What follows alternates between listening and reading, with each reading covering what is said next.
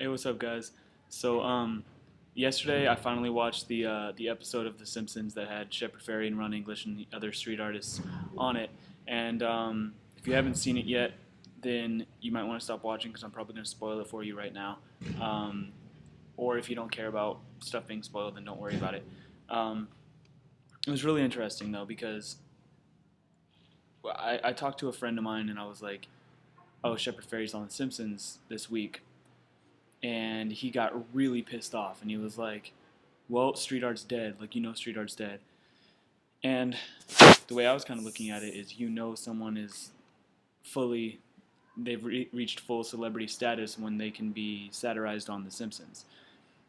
And the cool thing is about The Simpsons, when The Simpsons started, it was like perfect satire. It was like when people taught in film classes and stuff like that about satire, they were often teaching about The Simpsons because they did it so well.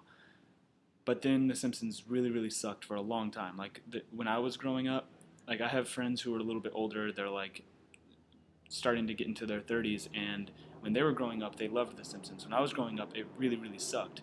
And I mean, I was a kid, so I didn't know what was good and what sucked, but I just knew I didn't like The Simpsons. And people have shared that sentiment as I've gotten older and realized that the stuff I grew up on did suck. However, lately it's been all of a sudden just good again. And they've been doing really intelligent satire. So when Shepard Fairey does hit The Simpsons and they do an episode about street art, which we kind of knew was coming based on the Banksy stuff that had been popping up all over and allowing Banksy to do an intro. So when we got to the point that we could see Shepard Fairey on The Simpsons, it's at this point a commentary on street art as a whole and how The Simpsons is fully aware of the fact that we're now putting street art on primetime television, and mocks that in itself. And then they get Shepard Fairey, the guy who's mocked the most out of anyone for this, and have him play an undercover cop.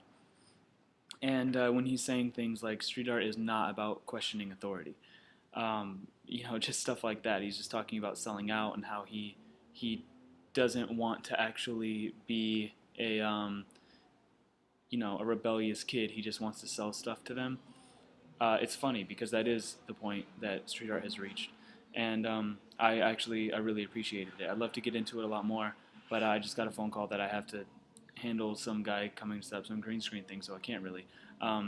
But I wanted to draw some correlation between that and what's going on right now with Shepard Fairey, who's now facing jail time for lying in the case, which was settled out of court, which was almost like a victory for him over the Obama hope poster because he had used a photo from the Associated Press that was copywritten, and he claimed to have been using a different photo, and under the Fair Use Act, he had changed it enough to say that it worked, but information came out that he had actually created false documents and deleted some real ones to make it look like he had done what he said he had done when really he was lying.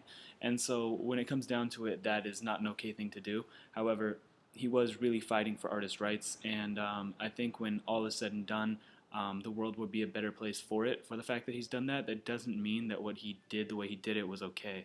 But it does mean that his fight was for all of us, and it wasn't just for him, and it wasn't just for him to make money. It was for artists as a whole to have some sort of rights when it comes to those type of things, because copyright laws were not made to tell artists that they aren't allowed to do anything, which is how they're often used. Copyright laws were made so that if someone creates an intellectual property, they're the ones who get to make, or any original product, they're the ones that get to, or content, they're the ones that get to make money on it.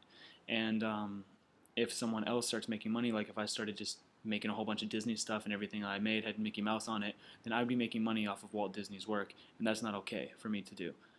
Morally, it's not okay artistically. However, if I'm changing it and I'm using some sort of pre-existing image or product and the statements that go along with it to create my own work, then it's a different story, and that's what Shepard Fairey was trying to say. And that entire commentary and everything that went on with what he had to go through in this court case is a huge reason why street art is so huge and powerful, and a big reason why the Simpsons should be commenting on it, because it is the largest art movement that's ever existed, and it has to be recognized. Sorry, I'd love to talk about this more, but I really have to go. I have to go get our intern and make sure that he's available to handle this thing. So thanks, guys. See ya. See ya.